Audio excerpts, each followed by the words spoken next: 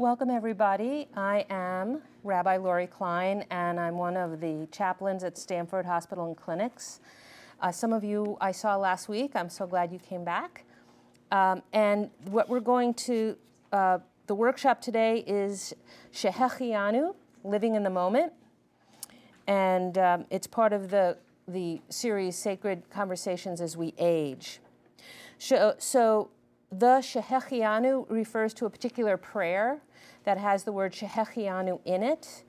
And if you look on your handout, hang on a second. If you look on your handout, at the very top, you see the prayer is there, and it's in three forms. It's in the Hebrew letters. It's in what's called transliteration, so English letters which describe for you what is being said in the Hebrew, and then the English translation. And you know, basically, this is a prayer that blesses the divine, however, the God of your understanding, the divine as you understand the divine.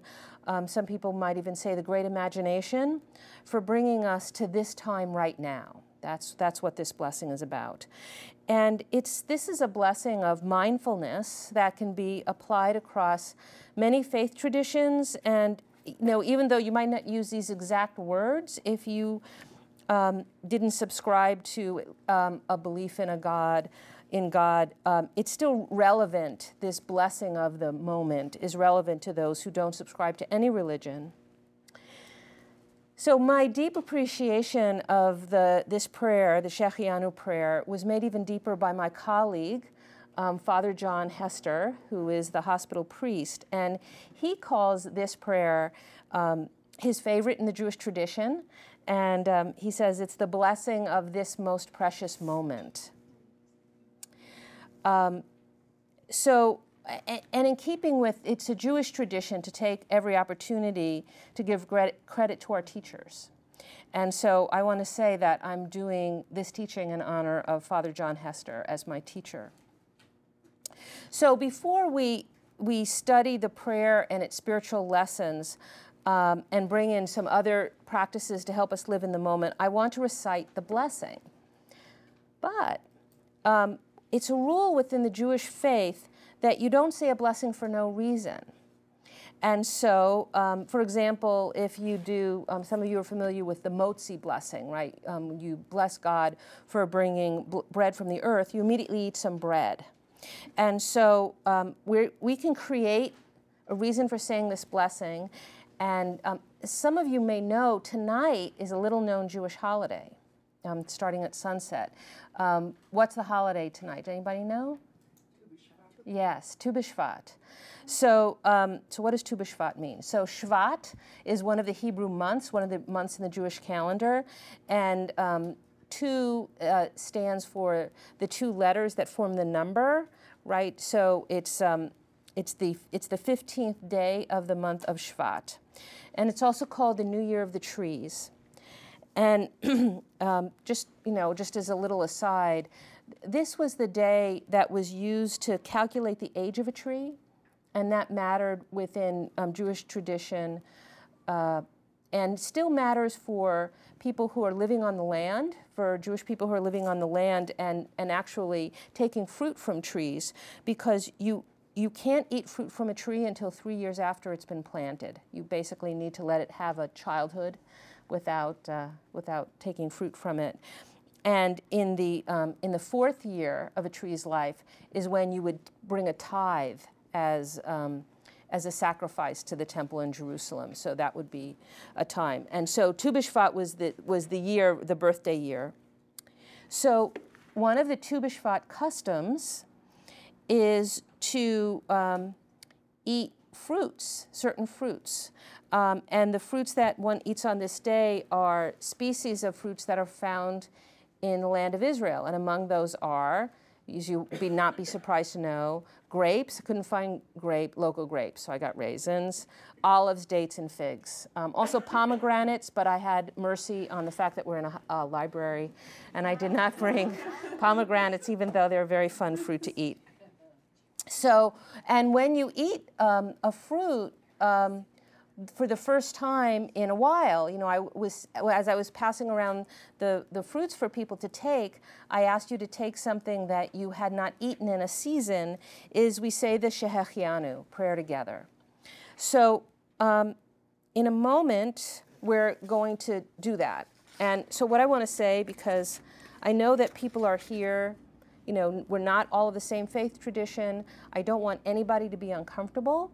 So what I would say is when we say the prayer, say it if you're comfortable saying it. If you're not comfortable saying it, but you're comfortable saying amen at the end, say amen. That's also good. If you just want to kind of hold the space and witness the rest of us saying it, that's also good. You can eat the fruit anyway, once we've all said the blessing together. So everybody should have your fruit at the ready. And what I'm going to do is I'm going to chant this in the traditional manner. So for those, and I'll do it slowly, so for those of you who are comfortable doing that with me, do it with me. If you want to try doing the Hebrew, you can look at the transliteration, which is just below the Hebrew lettering. And I'll give you a hint that wherever you see a CH, it's not a ch sound, it's a sound that you don't usually make in English. It's a h sound. So, so before we say the prayer together, for anybody who might be saying this for the first time, let's just practice that sound. So everybody go, good, good, good. Yeah, I should really hear some, it should be juicy when I hear that. So very good, that was very good. So what we'll do is we'll chant it slowly in Hebrew, and then we'll say it in English. And then when we've done that, we'll eat our fruit. Baruch atah Adonai Eloheinu melech haolam Shehechianu v'kiyamanu v'higianu lazman hazeh. And then the translation.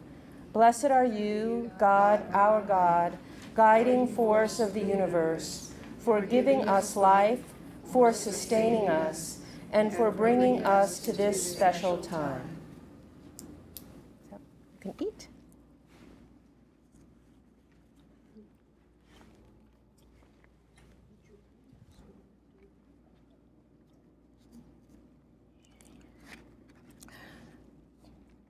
So I want to go a little bit into what at least some of the words of this blessing mean. I mean, we've done the translation, but there's, with Hebrew, because it's a relatively ancient language, many words have a range of meaning to them, especially verbs. They have kind of a range of meaning. And that you can really get some depth from any blessing or prayer that's in Hebrew from that range of meaning. So the word Baruch, the first word. So it usually commonly gets translated as blessing. It's also related to the key letters in that word are also related to the word fountain and the word knee. And so, you know, if you think about it, there are times when we'll say a blessing that begins with Baruch that we might bend. We might bend our knee. So it's related to that. And one of the poetic ways of translating Baruch is not just to say, blessed are you, but to say, a fountain of blessings. A fountain of blessings are you. Atah is you. So then we have this word, which we pronounce as Adonai, but the Hebrew letters don't say that. If you were to read the Hebrew letters literally, first of all, for those of you who have never seen Hebrew before, the letters, the big marks on the page are consonants, and the little marks under them or over them are vowels. And so if you'll notice, that third word in the line doesn't have any vowels. And so it is one of the names of God. It's actually, we don't know how to pronounce it anymore. if you were to try to pronounce it literally, it would be, so it kind of sounds like breathing. Yeah, right, Yahweh, right? So one of the ways it has been, a word has been made out of it is Yahweh. Another way that a word has been made out of it is Jehovah. But the way it commonly appears is without these vowels, and we actually really don't know how to pronounce it. One thing that we do know, though, about these letters, these particular letters that make up this word, Yud, He, Vav, He, those are the names of the letters in that third word, is that they are all related to the Hebrew verb to be, and that in some combination, these letters make up the past, present, and future of to be. So it's kind of, I know, it's very cool. And so it's kind of this timeless word, and so it's, you know, you can say that it's a word of eternity, and you can say it's a word that embodies not only the present moment, but really every moment, all in that word. Eloheinu, our God. Melech usually gets translated as king, but Melech also has this sense of guiding or direction. And so for those of us who like to think of God not always in the sense of God the sovereign, that a guiding force is another translation. Ha'olam, of the universe. So olam, commonly that gets translated as universe. Olam also can mean forever. So this is another very mystical kind of word, another word of eternity, because it connotes both an expansiveness and great expanse of space and also of time.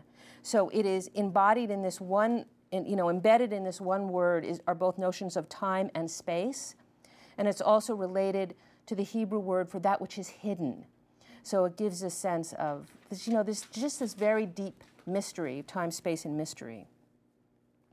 So now we get to, and those 6 words, those first 6 words, which I just translated, those first 6 words start many Jewish blessings.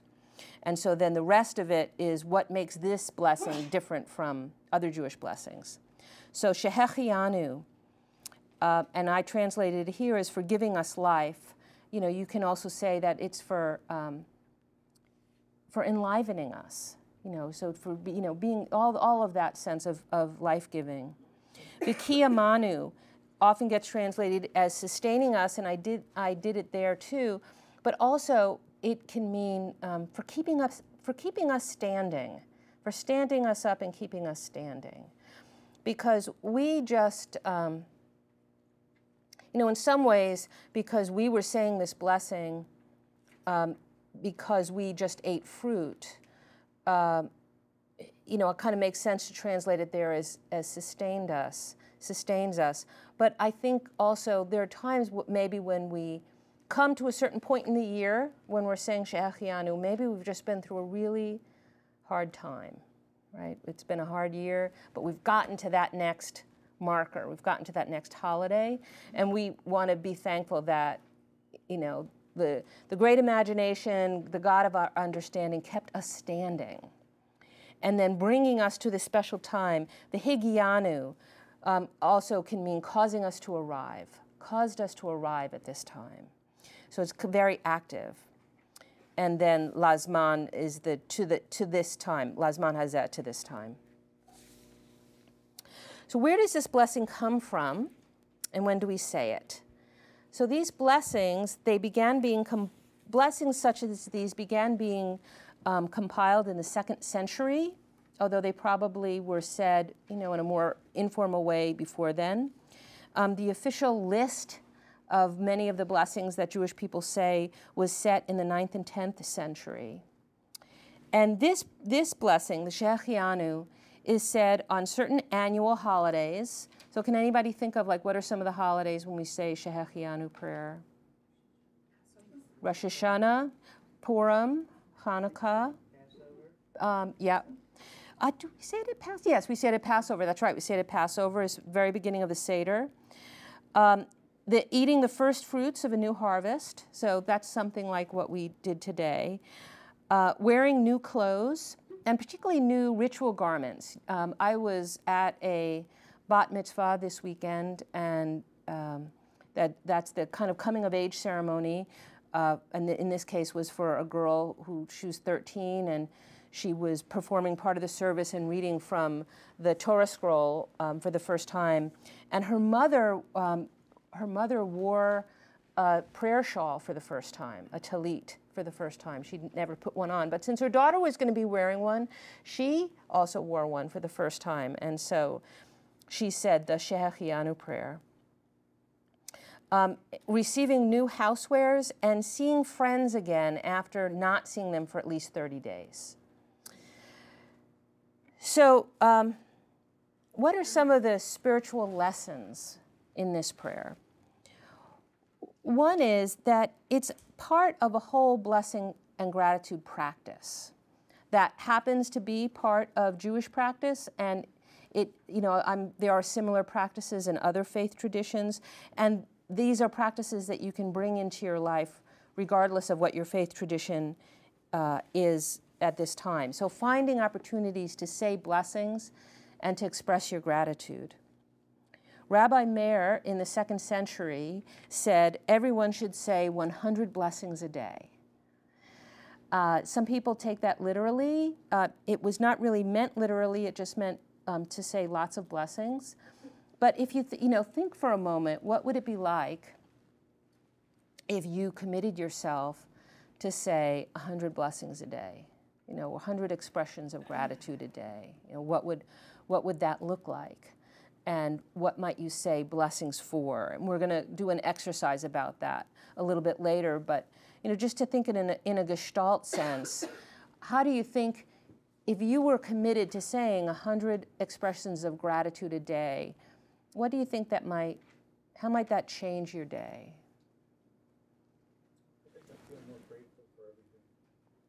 Start feeling more grateful for everything. Yes? It wouldn't leave as much room for monkey mind when you chatter away at silly stuff.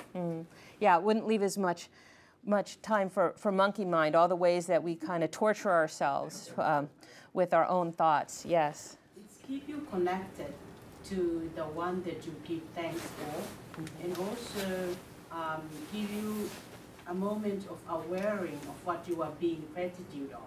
Okay. So it keeps you connected to the source of blessing, the source of blessings, and also makes you aware. So it gives you more of a sense of presence to the present moment. Yeah. So another spiritual lesson of the Shehechianu is the idea of both making time sacred and making the ordinary sacred. From Lawrence Hoffman wrote, the Shehechianu blessing is more properly known as the blessing of time. And in the Talmud, which is this compilation of stream of consciousness, law, stories from about 2,000-ish years ago, it was called that. It was called the blessing of time. Father Hester, my colleague, what he says about the essence of the Shehechianu blessing is that it makes a positive statement in 2 areas. It says, I never want to take you for granted, and I never want to take life for granted. And he says that there's a less obvious implication of this blessing, which is, I never want to become bitter or cynical no matter what happens. So when somebody said before that it helps keep you out of monkey mind, that it helps keep yourself in a different kind of frame of mind. One of my primary teachers is Rabbi Zalman Schachter Shalomi, and one of the things he says is that your brain is like tofu. It all depends on what you marinate it in. All right? That's where you get the taste from. And I really think about that a lot, because I think sometimes if I am going into that place where I'm thinking negatively, I think, oh, do I really want to be marinating my tofu brain in this? And there are times in our life when difficult things happen to us and we feel sad. I'm not talking about that. I mean, I actually think that there's, it's important to feel our full range of feelings, and that includes sadness, includes anger, all of that. And at the same time, I think we all know that there are times that we can kind of bring ourselves down when we might otherwise be in a more peaceful place. So for centuries, the rabbis have argued over what sorts of occasions merit saying the Shehechianu, and there are contrasting views. So one set of views is that you should only say the Shehechianu on a sufficiently important occasion, but importance can vary with context. And so so for example, at some Jewish services, when you have people from the congregation who maybe are helping with the service, they might say the Shehechianu the first time somebody contributes in a new way to the service, the first time they read from a Torah scroll, or the first time they lead a prayer, or something like that. And so what is the advantage of finding lots of opportunities to say a prayer like the Shehechianu prayer?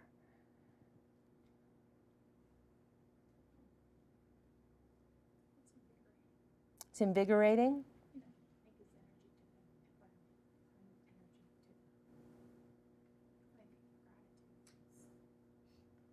So it enlivens your sense of gratitude. So I'll come back to you in a second. Yes? Makes more moments important. Right, In a yeah. deeper sense. Yeah, it makes more moments important. Yeah, and so again, it kind of causes you to stop and have a bigger awareness of a particular moment. Yeah. I was going to say a noticing, yeah. So, and then what's the downside? What's the downside of saying the Shehechianu a lot? What might be the counter argument? Okay, you can trivialize things so that you're not having it in reserve for the things that are really important. Also, I think for those of us who say prayers regularly, particularly if you say a set prayer, there's always the danger of it becoming rote and routine. And so there's that. So those are the two things those are the two weighing. So when do you think, seeing this blessing, what are some occasions when you might want to say a blessing like the Shehechianu prayer?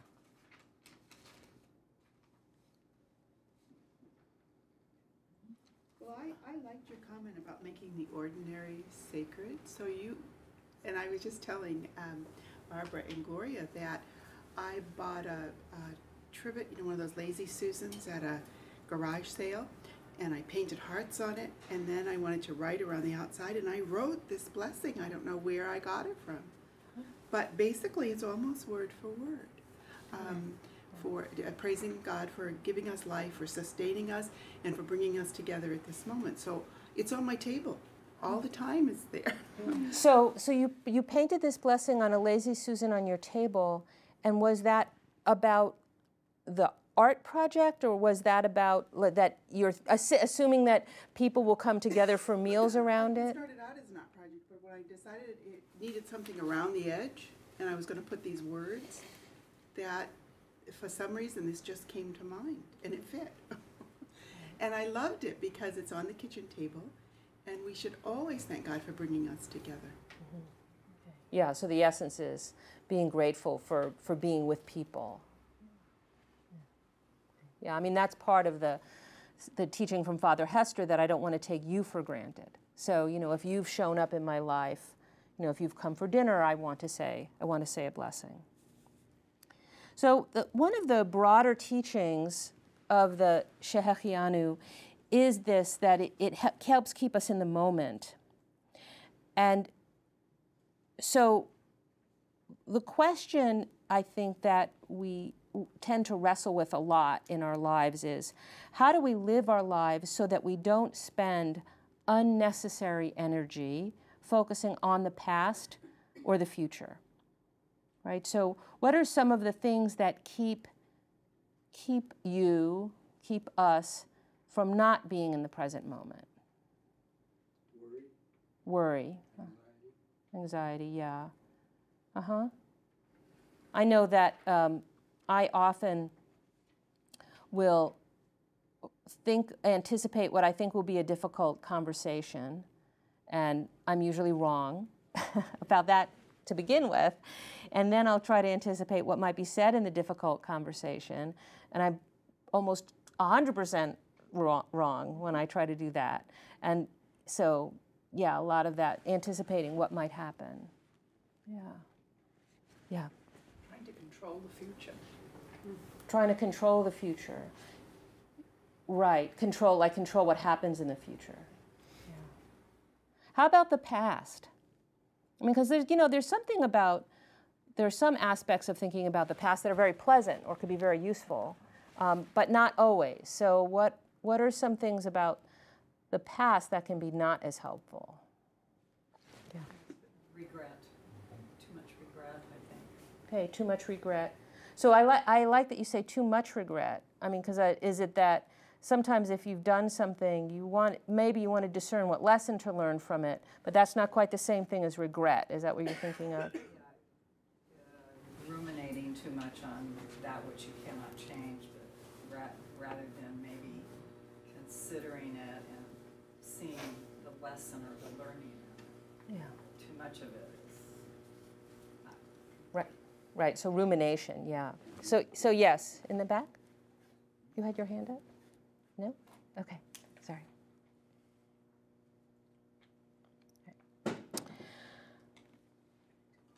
So another kind of lesson that the Shehechianu leads us toward is what's suggested by that word, v'kiyamanu, what that sustains us or keeps us standing, that middle word. And that is an awareness that we often don't do things on our own. That it's not all up to us. And so it helps to bring our awareness to what does sustain us and what does hold us up and what enlivens us. Because, and to some degree, I think some of us would include God on that list. And we also, when we start to think about this concept of a blessing of v'kiyamanu, what sustains us, that also might mean our coworkers, that we think we've accomplished a project on our own, but in fact we've had a lot of help. Or there are a lot of situations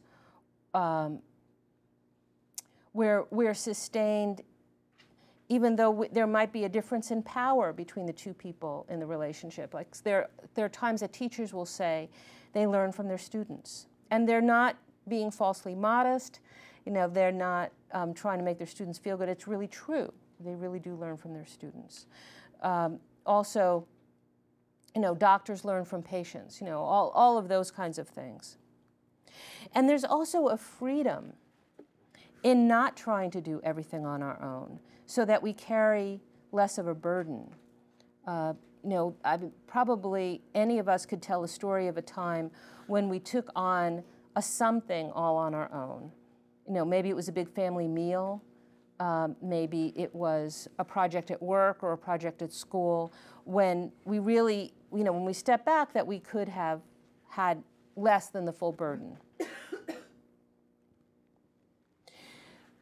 There was, when I was ordained about 6 years ago, there was a special service in my congregation, and I was not ordained at that service. I had been ordained separately, but it was a service to celebrate my having been ordained.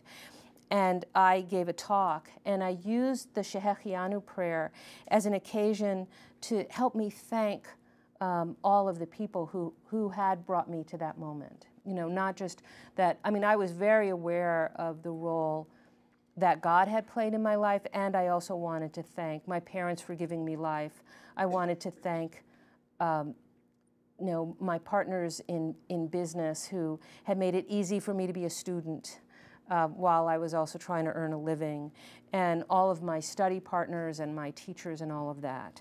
And so there's a way that we can take this apart and use it as an occasion to thank people.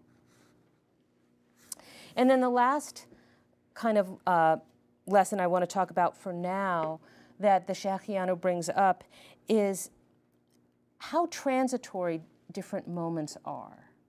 You know, that every moment actually is transitory. And so, you know, this is focusing on that last bit of the blessing, lazman hazeh, to this time, to this very moment. And and by saying that, I don't just mean being thankful for good moments, although of course that's important, but also being aware that bad moments will pass. In my work at the hospital, I work primarily with people with cancer who are receiving treatment for cancer. And one of the questions that I ask them is, if it's relevant, I ask them, how do you cope? You know, what helps sustain you? What are some of the ways that you get support, not just from other people, but from within yourselves? And overwhelmingly, what they say to me is, I take things one day at a time. And then at least half of them stop and say, no, a day is too big a chunk. I take things an hour at a time, or sometimes I take it a few minutes at a time. And so that then allows me to say, okay, this is being a bad hour. This is being a bad few minutes, but having an awareness that that might pass, that it's not, whatever the moment is, it's not forever. It's not a forever moment. So I'd like to do some practices now, some practices together. And you have these on, you have almost all of these on your sheet so that you don't have to take notes on this. You can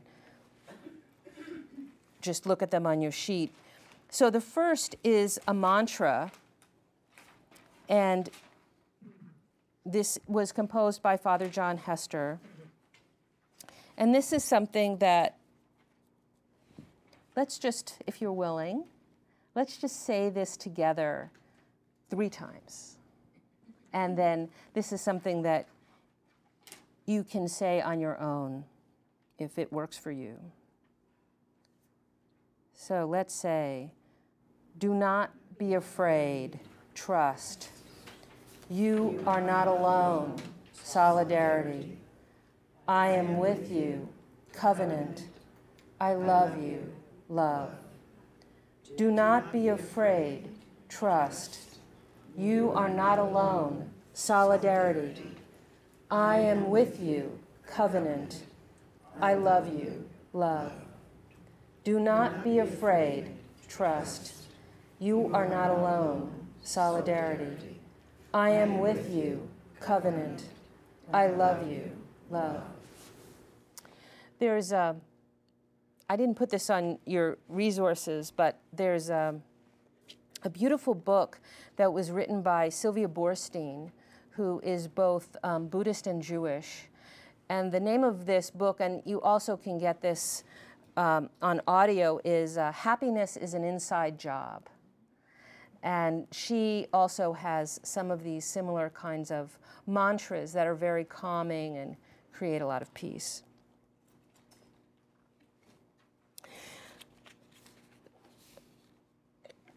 So I want us to do together a gratitude practice. And for those of you who do some Jewish practice, you probably know that the first thing that you do when you wake up in the morning is you say, I'm grateful. You know, you say to God, I'm grateful. It's a Hebrew prayer, but that's the essence of it. And so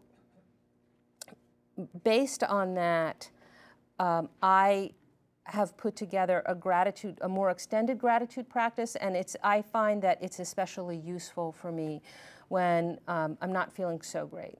You know, and there was a point in doing this, there was a time when I was on a trip with a friend, and what was going on that frustrated me is not important, but I was feeling very frustrated. And I realized, you know, I don't want to be in this state of mind. And so I stopped and I said to my friend, right now I'm going to name 10 things that I'm grateful for. And as I did that, I felt my mood rising, like almost like rungs on a ladder. So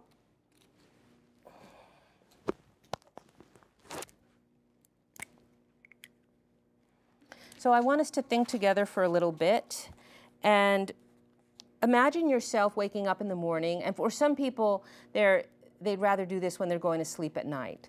But imagine that you're at the beginning or the end of your day. And what are some things that you might be grateful for that relate to your body? Health. Health, uh-huh. No pain. Okay, no pain. Good vision. Vision. Mobility.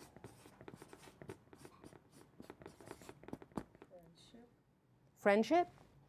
Okay, so I am going to start another list and say, in the realm of emotion, you can be grateful for friendship. So also, so let me put the others down. So in the area of intellect, spirit, and environment. And when I say environment, what I mean is what's in your immediate environment. You know, what is it that your eyes might light on, or you might hear, or you might experience in your environment that you're grateful for. So in any of these categories, what are some things you might feel grateful for at the beginning or the end of your day? Loving wife,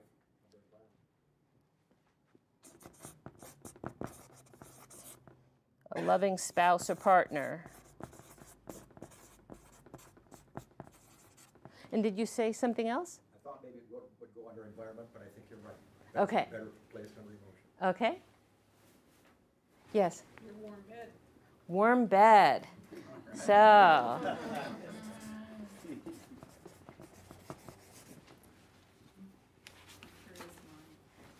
Curiosity.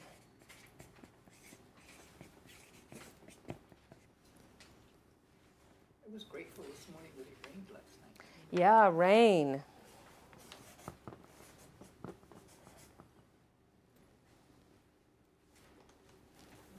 Anything in spirit? Education. Mm-hmm. Maybe a sense of connection. I was happy to be able to share the morning. That was very fresh with a woodpecker. A woodpecker.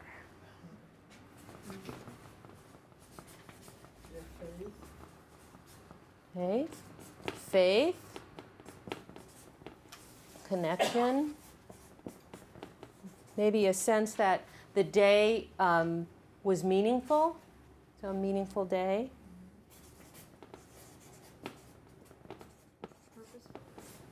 Okay. And purpose. Safety and security. Safety and security. Yeah, could put that in any of these. We'll put this here. Safety and security. Could be anything. Where would you put the first cup of coffee or tea? Oh. Yeah, first cup of coffee or tea. I don't know. I mean, we could put it anywhere, but let's just put in a spirit. Okay. Coffee. I've been thinking recently. I've been grateful for the programs that were put on by Stanford Health Library, yours and the others that were attending. Oh, thank you. Really great thing for the community. So Opportunities. I've been grateful for that. Great. So opportunities for learning. So.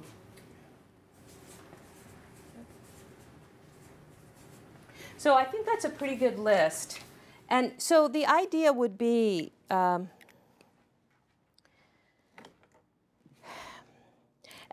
you know, if this is something that is difficult for you to come up with in the moment, I would suggest that when you're feeling, you know, pretty okay, that you come up with your list and that you have it at the ready.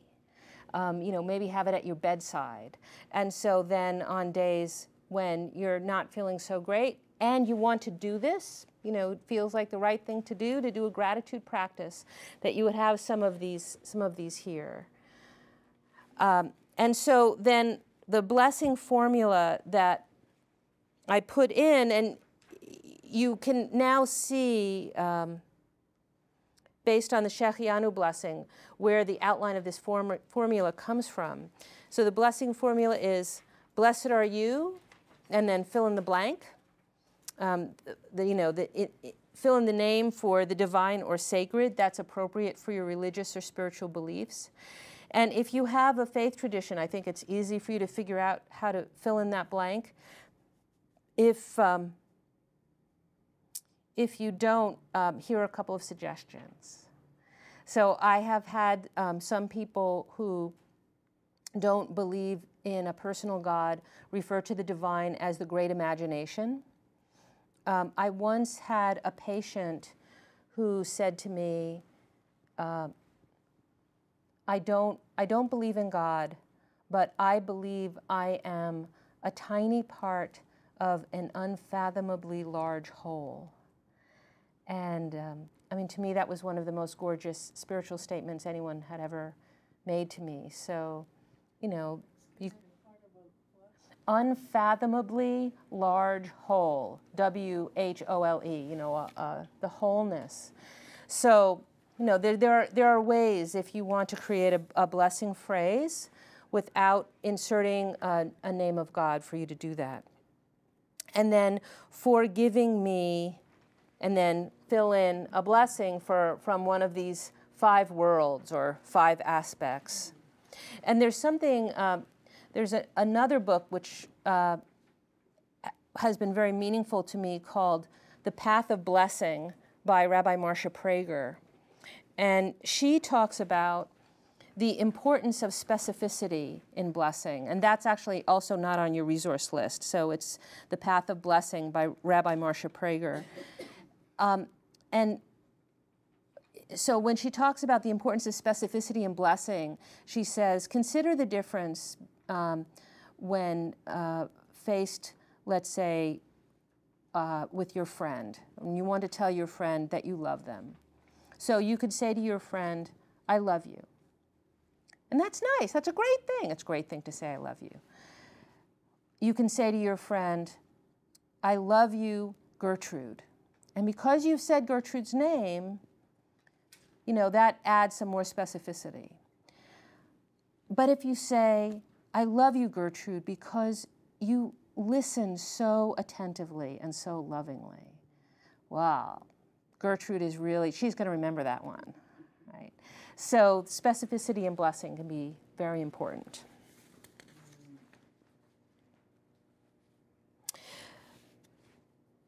So the next exercise that I'd like us to try is, it is on your sheets, and so this exercise I took from a book that is called Improv Wisdom by Patricia Ryan Madsen, and improv means, you know, that way of doing theater, you know, improvisational theater. And she is, I don't know if she still does this, but at least she has been a teacher of improv in the theater arts department at Stanford University. So she's local. And the quote from that is, listen as if your life depended on it. Listen not only for content, but also for tone and rhythm, for the quality of what is being said. Challenge yourself to remember what you hear. So this is what I'd like us to do. And I'm aware that not everybody here came with a friend. so you might be doing this with a stranger, and so I deliberately picked something that I think is meaningful but doesn't necessarily go so deep as to be difficult to share in a public space. But you can really do this with anything. And so, so I'd like you to find somebody to do this with, and we're just going to do this for very briefly so that we can talk about it and then do a couple of other things. So one of you is going to be the speaker first, and you're going to say, I want to learn more about, and then say anything. Make something up. You know, I mean, it'd be great if you said something authentic, because I think that will affect your tone and rhythm if you're saying something you genuinely want to learn more about. But if you actually really don't want to learn anything more about anything in life, make something up. So say a couple of sentences about what you want to learn more about and why. And then the listener, I want you to listen, but not being in a rush to take over and say what you're going to say, but really fully receiving them and not only hearing what they've said, but what is their tone, what does their face look like while they're saying it, anything else you might notice, and then switch roles. So let's have everybody pair up, and then let me know if there's somebody, if we have an odd number of people. So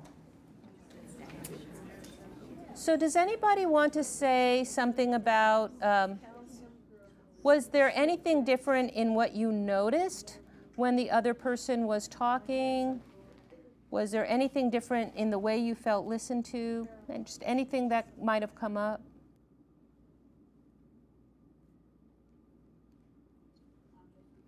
Just learned a little bit more about each other. Yes, Patty.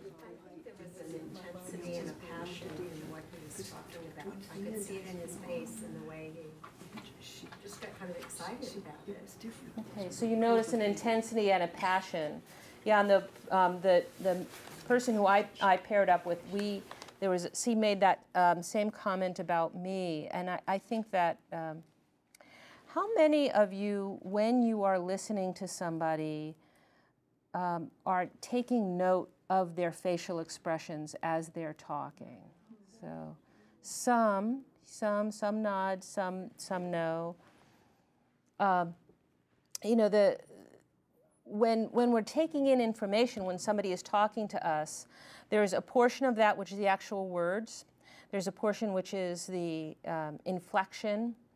And then there's a portion which is all of the nonverbal communication that goes on. Yeah. But then some people don't look at you when they're talking. Right, so some people don't look at you when they're talking, which in itself actually is also a way of communicating. If somebody's not looking at you when they're talking, they might, could be uncomfortable for some reason or hiding something, but all of it, for sure, all of it is information. One of the things that I notice in the kind of listening that I do in my work at the hospital is that there are times when the words that a person is saying are different than the expression on their face. And so since part of my my task as a chaplain is to help people express some of those deeper truths for them, something that might be under the surface. Sometimes I'll tentatively, because I'm making an interpretation of somebody else's expression, but I might ask them, I might say, I notice that you look angry, or I notice that you look sad. Are you sad? And sometimes I might say, you seem to look sad. Are you sad? And they'll say, no, I'm angry. And it's like, you know what? Actually, that's okay, because then we're still talking about what are they feeling, and sometimes getting to a more authentic exchange than if we just stay with what the actual words are. And part of the issue in bringing this listening exercise into this workshop is about listening in a way that keeps you in the present moment. And we live in this world of multitasking in general. And also, most of us, when we're listening, are spending at least part of our energy thinking about what we're going to say as soon as the other person has stopped talking, or maybe even sooner than that. Yeah. And so, but you know, it's a very common thing that a lot of us do. And so one of the ways, and it makes for more superficial exchange. You know, it makes for exchanges that sound more like, well, let me tell you what happened to me today. Well, let me tell you what happened to me today. You know, as opposed to somebody, you know, somebody tells you something and you actually ask them questions about their experience, or ask them to reflect in a deeper way about their experience. And it's natural that when somebody, let's say, when somebody's telling you something that happened to them that day, it's natural for your mind to go into the past, to not stay in the present listening, to go into the past, into your day, because things trigger, you know, things get triggered. You know, maybe they're telling you they had an argument that day, or maybe they're telling you they had an especially good meal that day. So your mind just naturally goes to, well, what did I eat today? You know, oh yeah, I had that argument today, or I had that really good exchange today. And so how do we stay in this Shehechianu moment, this most precious moment? And some of the way we can do that is by giving our brains more to do. And so if we are listening, and I think because it can be difficult to say, oh, I'm not going to think about my own day, because it's sort of like my telling you don't think about an elephant. You're going to think about an elephant, right? So it's hard for us to do that negative talk. But if what we're doing is we're saying, all right, while I'm listening, I'm really going to notice as much as I can about this person. What do their eyes look like? You know, how are they holding their mouth? And so it gives us more things to do to keep us in the present. Yes? Yeah, I was kind of thinking, you know, when you commiserate, supposedly you feel the same feelings as the other person. And so if someone talks about, I don't know, I had a problem with my daughter, let's say my teenage daughter, and then you're thinking, well, gee, I had a similar problem or a different problem with mine, and but now you're going in a different direction. Instead of listening to them, you're thinking of what you have. So on the one hand, having similar feelings means that you think of your experiences that are similar, and maybe something that can help or something. But so how do you focus on what they're saying and think of them without thinking of similar experiences that you have? But now you're diverting. Right, right. So the question is, if somebody is telling you, for example, that they've had difficulty with their teenage child, and let's say you have or have had a teenage child, so you feel like you've had similar experiences, what do you do rather than simply go to, well, let me tell you about my experience? And so a couple of things about being present to what's going on for them.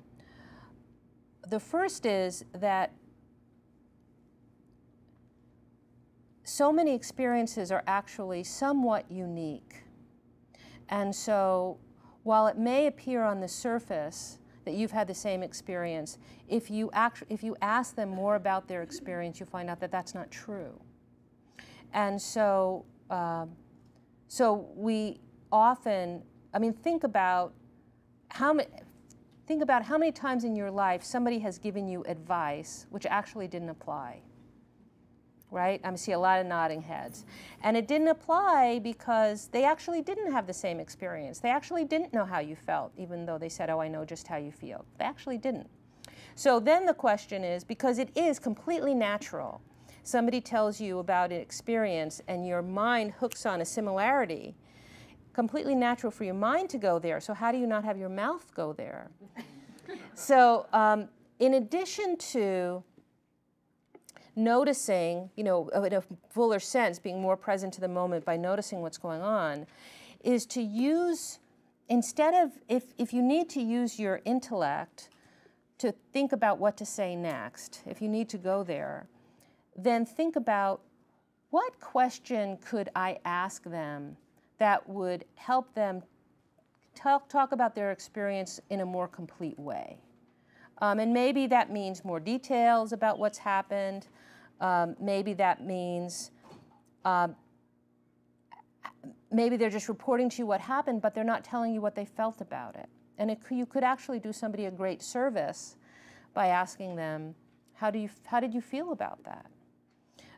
Or asking them, one of the things that I do, another thing that I do with my patients, you know, here it is, this is particularly true for people who, let's say, are newly diagnosed with a cancer.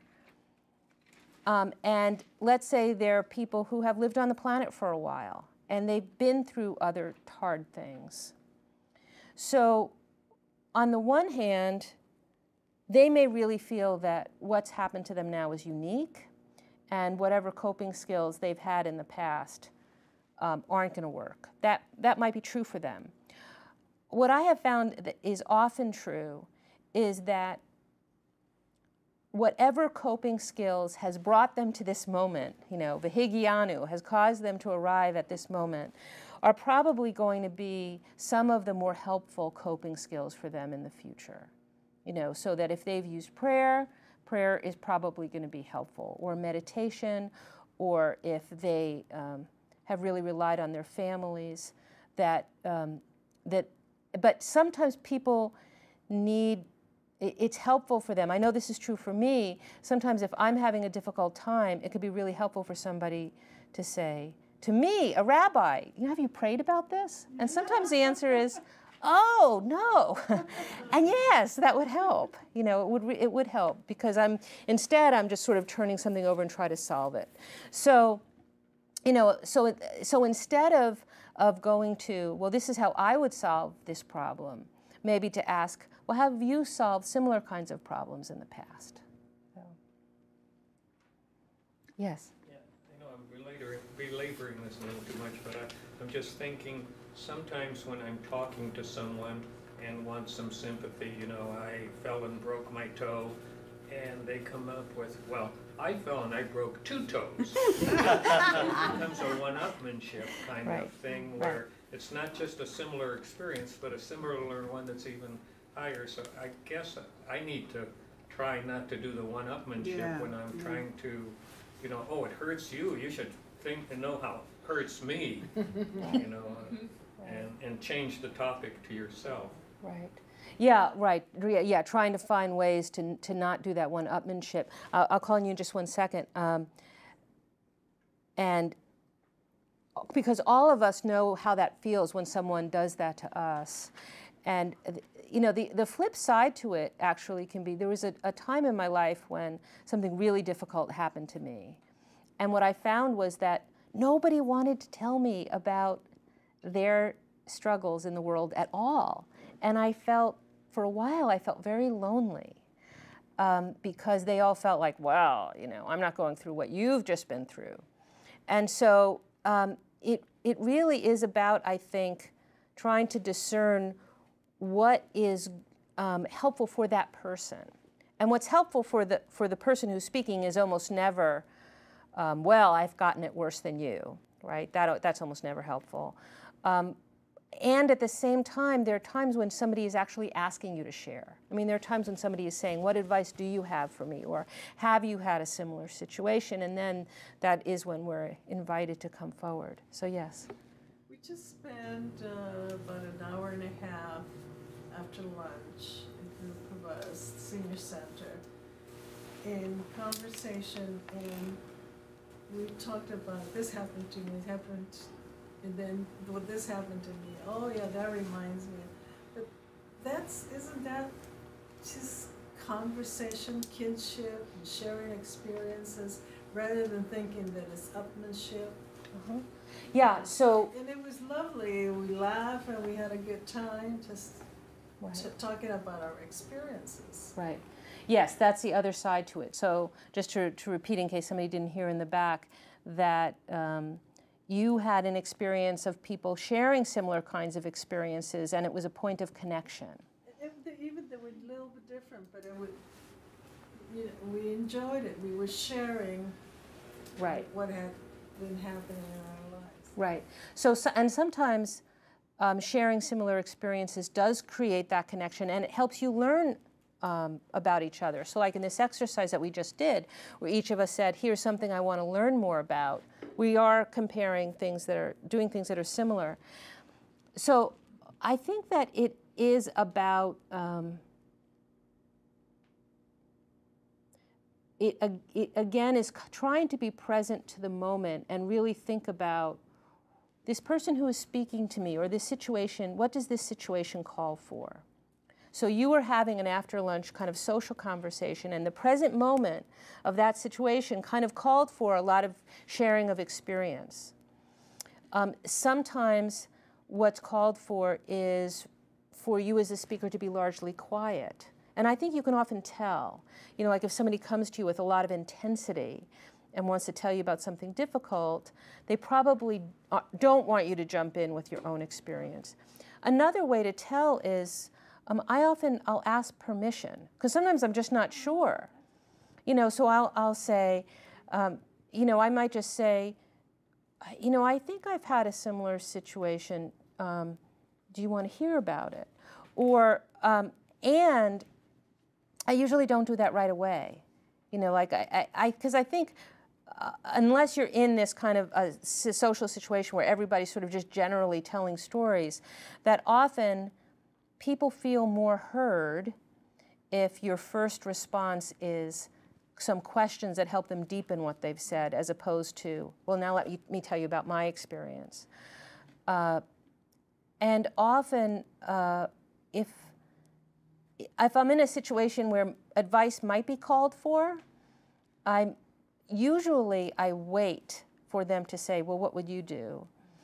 And if I start to feel like, you know, I think they really do want my advice, they're just not saying it, then I'll ask permission. I'll say, are you wanting advice, or are you just wanting to kind of talk things through and have me listen? And sometimes people will say, you know, I just want to talk about it. You know, yeah. Am I wrong? You're talking about, depending on the situation, you're dealing with people that are ill. So you're talking about having more empathy? Yeah, so it definitely applies if people are ill, but I think it also applies with going out to dinner with a friend. You know, even I think that really trying to be present to and ask questions about what does this present moment call for from me? What does this friend want? So the last exercise I want us to do together, sorry, I'm just going to look at the time. Okay. The last exercise I want us to do together is about substituting compassion for ruminating on the past. And let me just see here. Right. So the exercise which we'll do together is on your handout sheet, but I want to give you a little bit of an introduction. So there's a brain scientist, a neuroscientist. Her name is Jill Bolte Taylor. And she has written a book called My Stroke of Insight. And I have the reference in the resources. And she also, if you go onto YouTube and you type in TED Talk, T-E-D, Talk, and Jill Bolte Taylor, you can see her doing an 18-minute lecture on this, which is really remarkable. So here she is. She is a neuroscientist who had a very serious stroke. And it completely knocked out half her brain. And she needed to recover. And it took her quite a while to recover from that. And what it did is it knocked out, I believe it was the left side of her brain. And so it left her radically in the present moment. And she had that experience, and as she was recovering then, she was recovering that part of her brain which helped her to string moments together and help her to really have this sense of a past and a future. And so as as she was recovering, she realized that she wanted to have more control over whether she was in the present moment or not.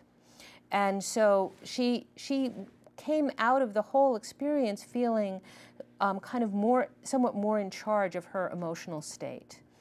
And so she talks about, so when you think about the past, and now I'm thinking about the past maybe in a way that's not so helpful. So you are thinking about an argument you had with somebody, or you're thinking about and you get that surge of anger again, or you're thinking about the future and something that you're worried about, and you get this little surge of fear. So what she says, and I'm just kind of paraphrasing this generally, is once you enter into that circuit, it's going to be some number of seconds that you're just in that circuit. I mean, those parts of your brain have lit up, they've become active, but it doesn't last forever. And the cycle lasts, and you'd have to look at her book to see exactly how many seconds, but let's say that cycle lasts about a minute. So you've got a minute where you have no control. You've activated this memory, which has brought you to a place of anger, or you've activated this point of anxiety, which has activated this place of fear, and you're not in control. But then after a minute, you have a choice. You have a choice. Are you going to do that circuit again, or are you going to stay in the present? Okay, so I want to put that teaching to the side and then talk to you about forgetting. So this is an article that I just read, and it's called Forgetting is Key to a Healthy Mind. And so, I think a lot of us, as we're aging, we worry about our memory and we worry about forgetting. And so what this article is saying is that there are aspects of forgetting that are very healthy for us.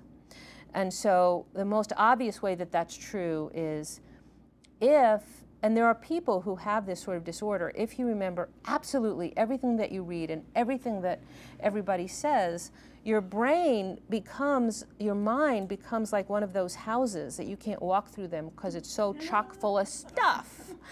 And so the idea of forgetting actually is you kind of sift through, you take some stuff to the Goodwill, you push some stuff out of your consciousness. So forgetting is healthy in that sense. And another way that forgetting can be healthy is that there's that ruminating sometimes that's just not healthy. So an example of that is, let's say somebody who you love has hurt you. So how many people has that happened to at some point in your life? Right? It happened to everybody. So they hurt you, and then they said they were sorry. So it can be, sometimes it's helpful to remember those things. If they have a pattern of hurting you, if you need to discern things and maybe need to leave the relationship. I'm not really talking about that. I'm just talking about, some of us have a way of sort of hanging on to ways that we've been hurt, even if the relationship has moved on to a better point, the person has apologized. So that's a form of forgetting that can really be a mercy, that can be very helpful. So how do we develop practices that help put us in a different state? And one of the things that this forgetting article also talked about is that one of the ways that we can intentionally forget.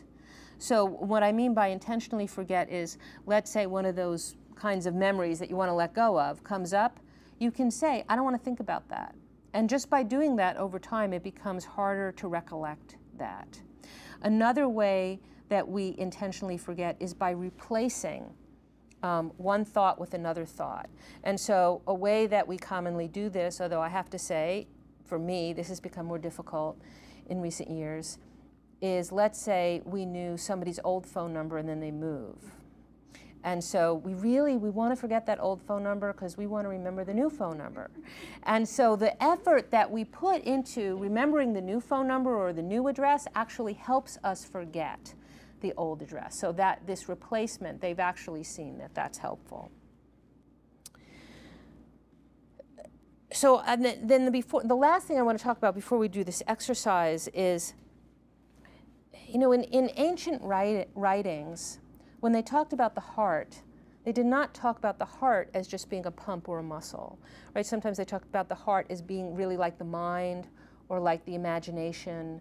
The heart was often thought of as the seat of emotion in a way. I mean, it's really no accident that we have Valentine's Day coming up, that, you know, that the heart is associated with love.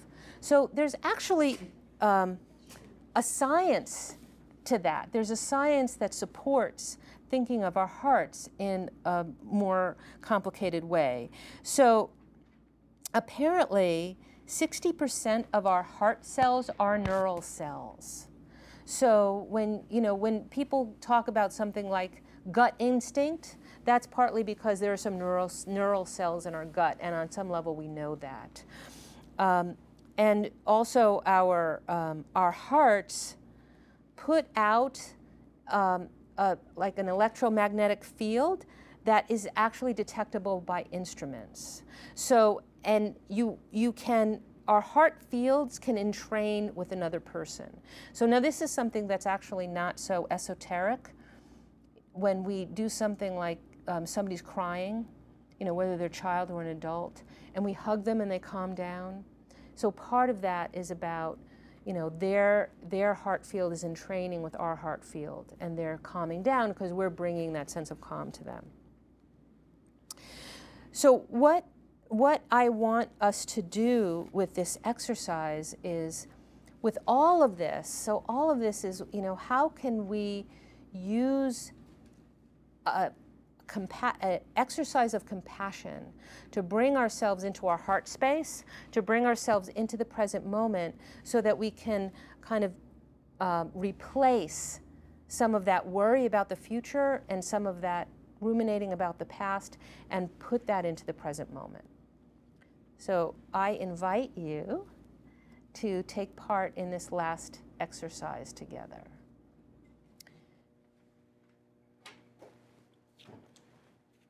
So if you could, if you're willing to do this, if you could put down your pens and pencils and just get into a comfortable position, whatever that means for you.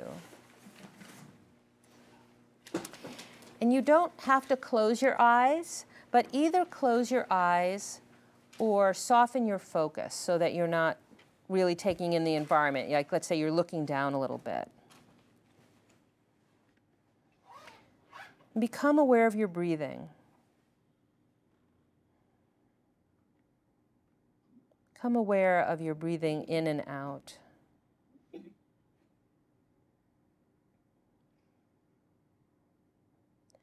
Intentionally breathe out any stress that you're carrying. Breathe in calm. So breathe out stress. Breathe in calm.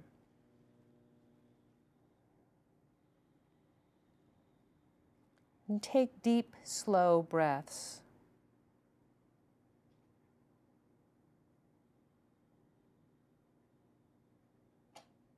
Bring your consciousness to your heart.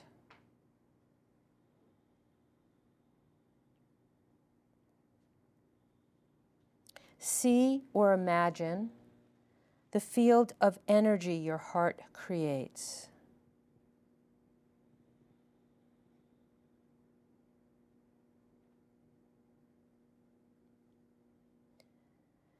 Think of someone who you feel compassion for, and visualize that person smiling at you.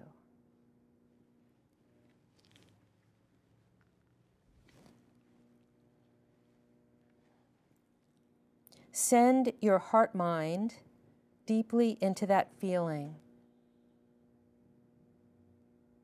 and separate the feeling from the person, so you're just experiencing what that compassion feels like.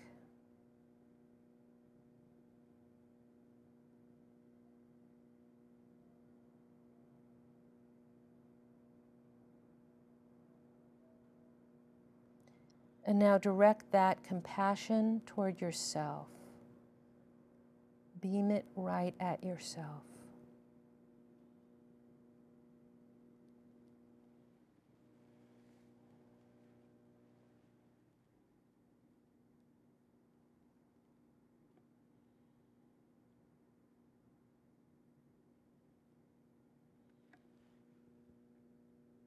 When you're ready, open your eyes and come back to the room.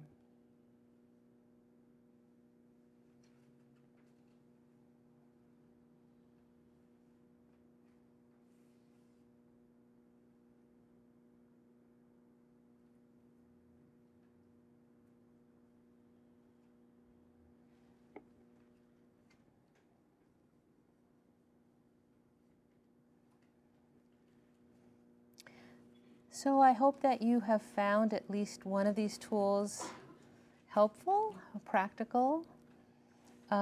We don't have time to discuss anybody's experience as a group.